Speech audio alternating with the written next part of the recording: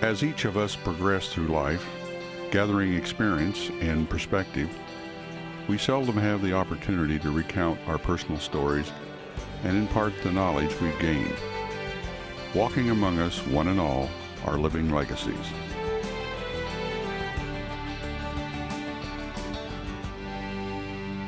Welcome to another edition of Living Legacies. I'm Tom Morrow, your host.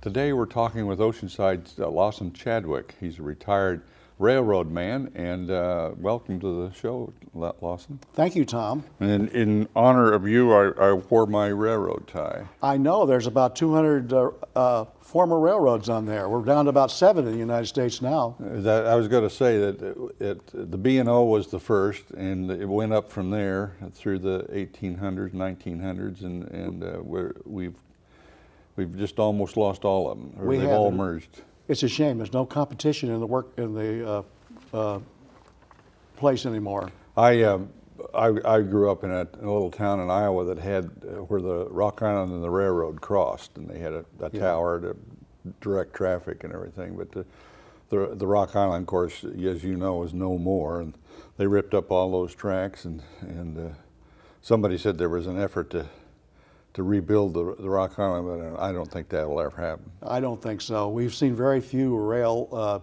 go back into service once they're torn up. Once you lose it, it's gone forever. Yeah. That's the reason that our track from Oceanside to Escondido has been preserved. We're able to put rapid transit on it. Mm-hmm, mm-hmm. Well, now you were born in Shawnee, Kansas? I was born in Shawnee Mission, Overland Park, Kansas. They were together at that time. To parents who were Native American. Mm-hmm. Now it was 1937? 1937, And just before the war. Okay, and you went to school in Shawnee, elementary school? I did. And then after the war? During the war, my father went into the Army, Fort Leonard Wood, and we went to live with my grandparents about 30 miles south of Kansas City, a place called Lewisburg, Kansas. Now, was your dad a railroad man before that, or was he ever a railroad No, man? he was never a railroad man. What did Dad do? He was, in those days, you could be an apprentice. So he was an apprentice in a law office. Mm-hmm. He took the bar and everything by being an apprentice in a law office. They wouldn't allow that today, I don't No, know. well, I think some southern states you can still be an apprentice. So he was very proud of that. He worked for Tom Pendergast and Harry Truman in those days. And that's a story in itself. That's a story in itself. Now, how did you end up in Lincoln, Nebraska? My father took a job with a drug company as legal counsel in Lincoln, Nebraska. Mm-hmm. Well, now we share that in common. Right. My family was in Lincoln during the war, and for a short time, 43 to 45. Now, you went to high school in Lincoln? I went to high school. I did. What high school? Union College Academy. Mm-hmm. There's a Seventh-day Adventist college called Union College. Mm-hmm. It's in the College View section of Lincoln. Mm-hmm. So, how did your love for railroads come about? In the summertime, I was looking around for a summer job, and a friend of mine across the street said that they're hiring people who work on the track. Mm-hmm. So section gang, yeah, or gandy dancers. Uh-huh. So I went and applied, and they said, no, if you were Native American, we could hire you. But we have an agreement that we'll hire nothing but Native Americans. So I said, I'm Native American, so they hired me. Well, which was the truth. Your grandmother was a full-blood Shawnee? Yes, she was. She was the last Indian to die in Shawnee Mission, Kansas. Mm-hmm, mm-hmm. Now, Lincoln is still a big railroad center. It has a big hump yard. Trains come into Lincoln from the north from Ravenna and Grand Island, Nebraska. And then they come in from Denver via Hastings, Nebraska. And then they come in from St. Joe, and then they come in from Omaha. Now the train that would go through where you lived in Creston would come out of Chicago. And in those days it was called the CB&Q, Chicago, Burlington, and Quincy.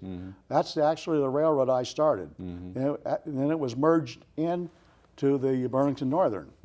That was the first passenger car I ever rode on, was the Burlington out to Alliance, Nebraska, through Lincoln. And Right. Explain what a hump yard is.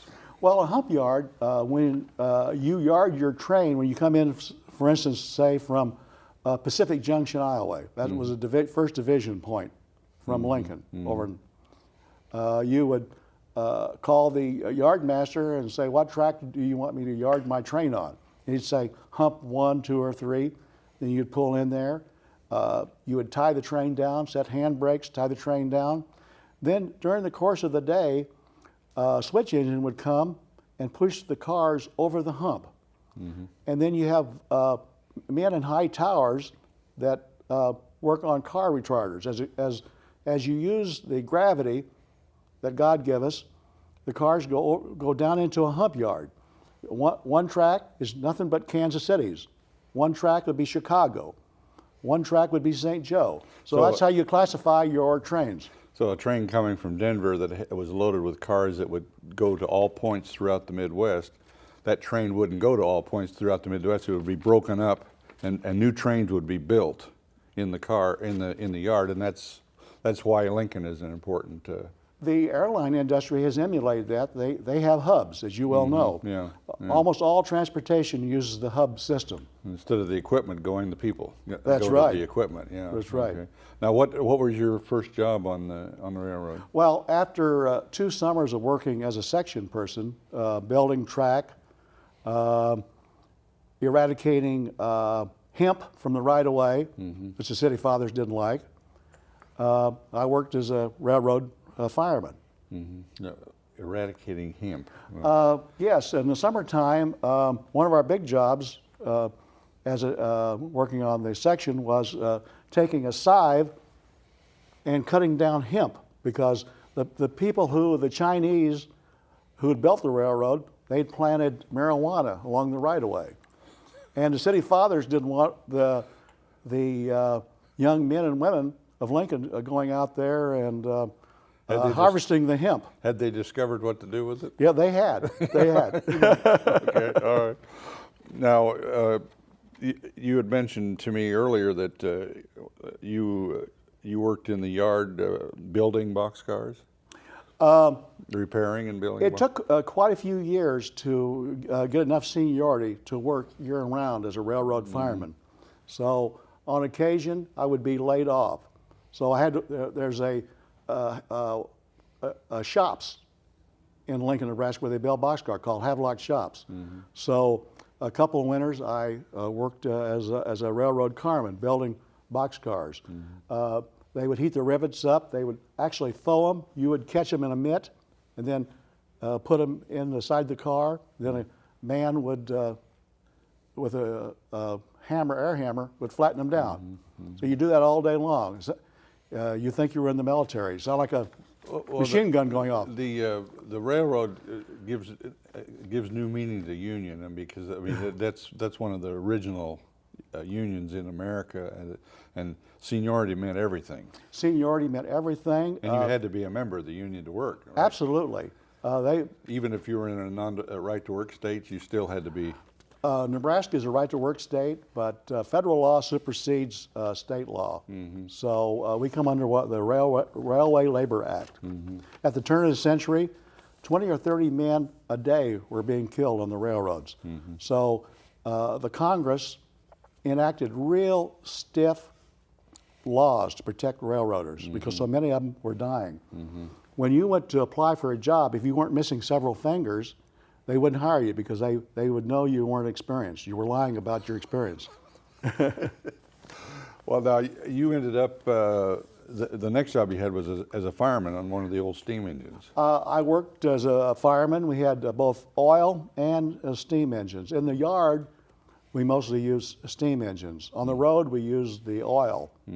My first trip was as a student fireman. I went out with a sports shirt on and good pants, and I didn't expect to work. But at the first stop where we took water at Crete, Nebraska, the fireman, the regular fireman, got off. There was a big Cadillac pulled up there in the parking lot in Crete, and he said, "I don't like this job. It's too hard." And his mother said, "Get in this big Cadillac," and they drove off. So the engineer looked at me and he said, "Boy, you think you can put a fire in this engine?" And luckily I did, because I didn't have to wait the 2 weeks normally to get on the seniority roster. They put me on that day. Yeah. You ended up as a conductor. As we were talking earlier, there was a labor board, 282, that got rid of the firemen in the United States. The union made the best deal they could.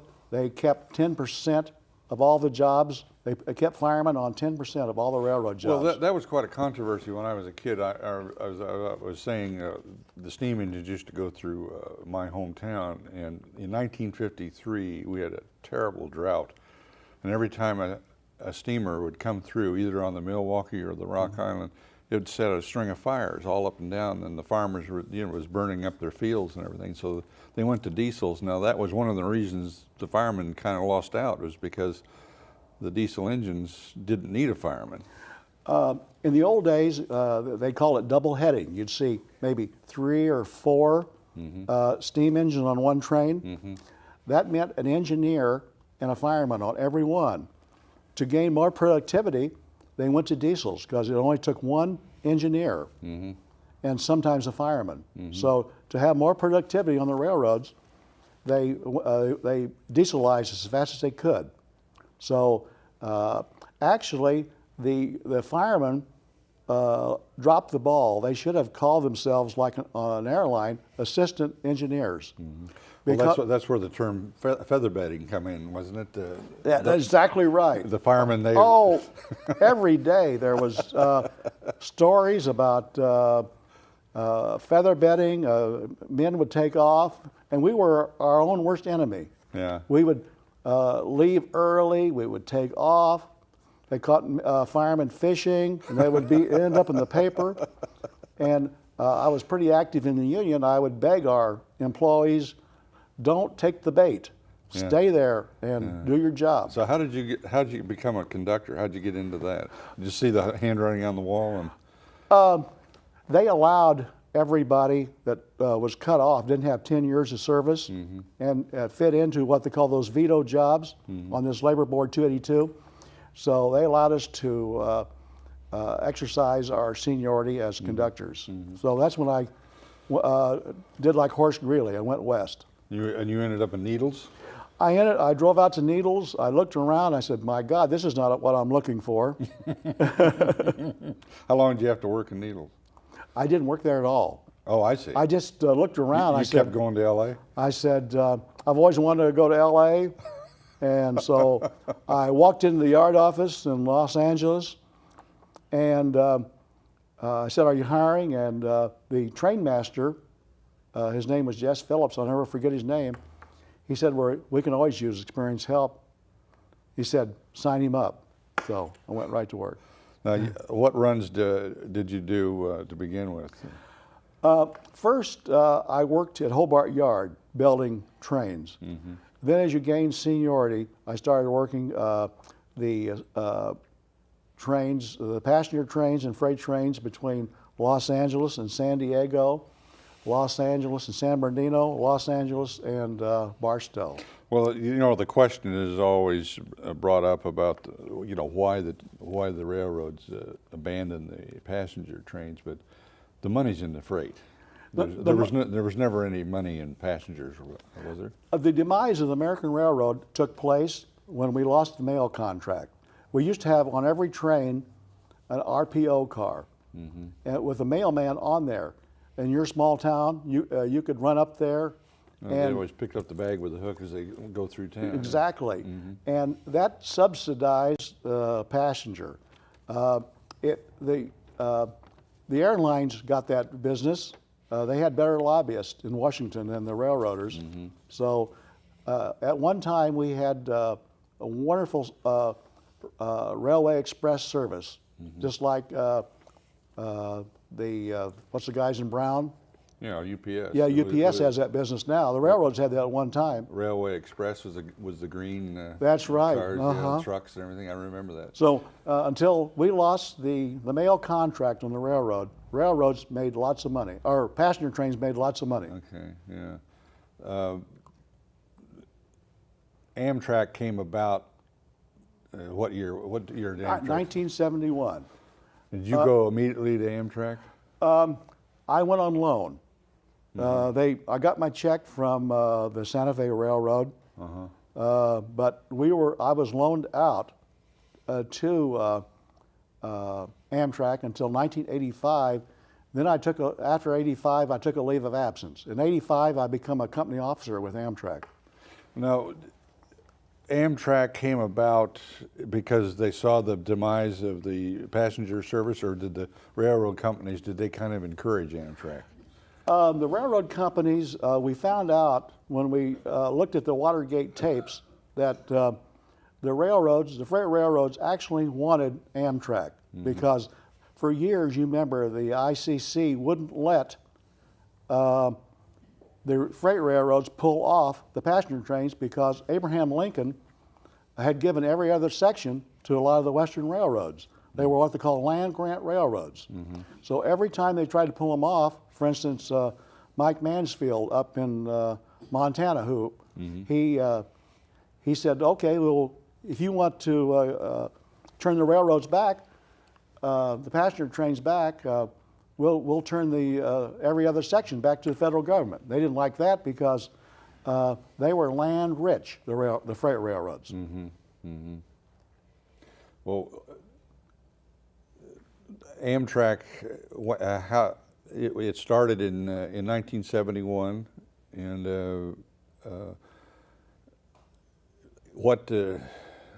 it started in 1971, but when did you start to work for Amtrak? I actually started in 1971, working between, for instance, Los Angeles and San Diego. Previous to that, I'd worked the passenger trains, and they let anybody that had passenger experience go on loan to Amtrak. So we had a really good service before Amtrak. For instance, we had 12 and 14 cars, race trains that go into Del Mar. There's a Y there, and we'd pull in, and people from Hollywood would be in tuxedos and furs, and we would pull them in there and sit there and wait. And then for a few years, Amtrak did that after they took over, but that business finally evaporated. Well, on this recent trip that I took, and I got on the train in Oceanside, and I have to tell you, it was quite delightful to be able to just stroll onto the train and very leisurely go up to Los Angeles to Union Station, and then, you know, there was about an hour wait, and then I moved on to the Southwestern Chief, which goes to Chicago. I had a sleeper, but it was I only lost 2 hours between Los Angeles and Chicago, and then going from Chicago to Washington D.C., I lost another 2 hours. For train travel today, that's not bad. That's really good because this country has never really taken rail travel serious like they do in Europe, where if you're in Brussels, for instance, you can take out your watch and set your clock by it. And you can't do that in this country. If you miss the train in Spokane, Washington, it'll be 24 hours before you can catch another one. Yeah. Well, in fact, between some European cities, it's faster to take the train than it is to fly. It is. It is. We're starting to rediscover, with the high gasoline prices in this country, approaching $4 a gallon. We're starting to rediscover the train. The coaster is setting all records now with passenger. Now, we'll talk about the coaster and sprinter in just a minute. But Right. what about this so-called proposed high-speed train from San Diego to Sacramento and Los Angeles? Is that going to work? They've been talking about that for years. They've been trying to get an initiative on the California ballot for years. And just about the minute they think they're going to get it on, something happens. Schwarzenegger wants them to hold off another couple more years. We'll never see it. You and I will never see it. Yeah. No, the sprinter. What do you think about that from Oceanside to Escondido? I think it's wonderful. I remember when BART went in, people said it'll never work. It'll just be a drain on. They said that about the coaster. They said about the coaster, exactly. When the people took the bus, I was the first conductor to go out on the coaster. Is that right? And the people, there was a certain bus, I forgot the number of it now, because they were so disgruntled, the North County Transit gave them a free bus pass the first month just to try the coaster. After a month, they wouldn't go back to the bus. They were so in love with the train. Well, I remember when the coaster started here a few years ago, and it was, there'd be 5, 10 people in a car, and now you have to fight to get a seat. Well, we know what's happened to the freeways. It's just it's impossible. Now you retired from the coaster. What I year? was the first in 2000. I retired off of the you were the coaster. first I was the first conductor. I was the first conductor to take a train out on the coaster and the first to retire. Now, were you working for Amtrak when you? Did they have the contract? Amtrak had the contract at that time to run the trains, because when the coaster started, they had no conductors, no engineers, no dispatchers, and at that time the dispatchers were Amtrak, the engineers were Amtrak, and the conductors were Amtrak.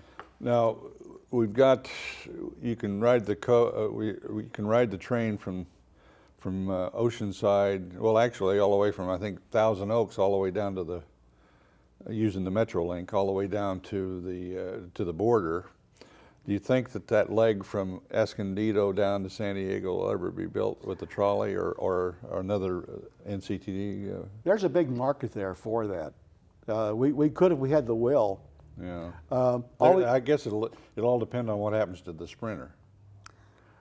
I think that's part of it.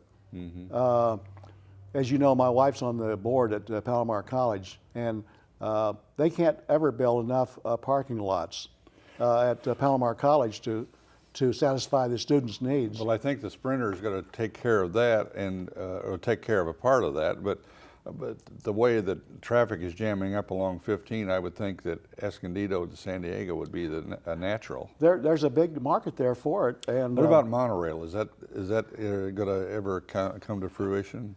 They use it in Seattle, the monorail. And all we have to do is go to Disneyland. The technology is there. Oh, it's been there for years. Yeah. And the big price of putting rail into place is buying the land.